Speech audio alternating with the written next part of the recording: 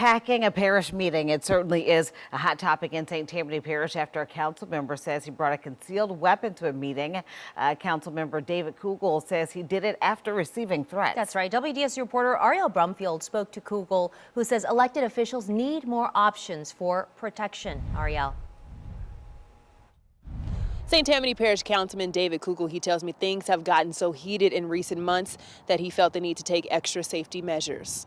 Elected officials, we're targets, and everyone knows we're targets. And Kugel says he's been feeling the heat, which is why he decided to bring some of his own to a parish council meeting 2 weeks ago. We need to be able to protect ourselves, and we have a lot of contentious issues coming before the parish council, and we should never feel intimidated one way or the other as to how we represent our constituents. One of my colleagues, she had, received feces sent to her house, other threats to her personally.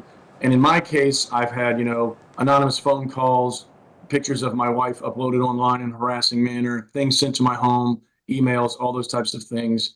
And because of that, I felt obligated to, protect myself.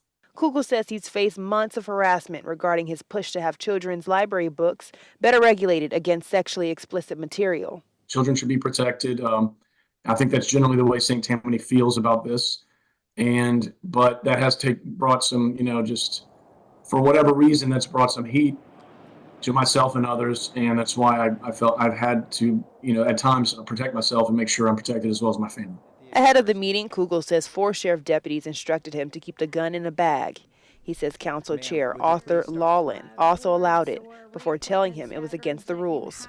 We reached out to Lawlin, who provided a statement saying, in part, we provide deputies in the council chambers for public meetings to protect the public and the elected leaders. The chambers is a gun-free zone. That particular meeting, we left, I think, about after midnight, walking to our cars alone.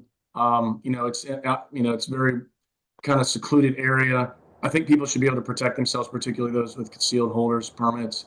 Once I was informed that, hey, until this is fixed, you can't, I made it clear going forward, that's absolutely what I'm going to do. And Kugel says he's also working with state legislators who are working to make an exemption for parish presidents to carry. He says he's also hoping they expand it to other elected officials.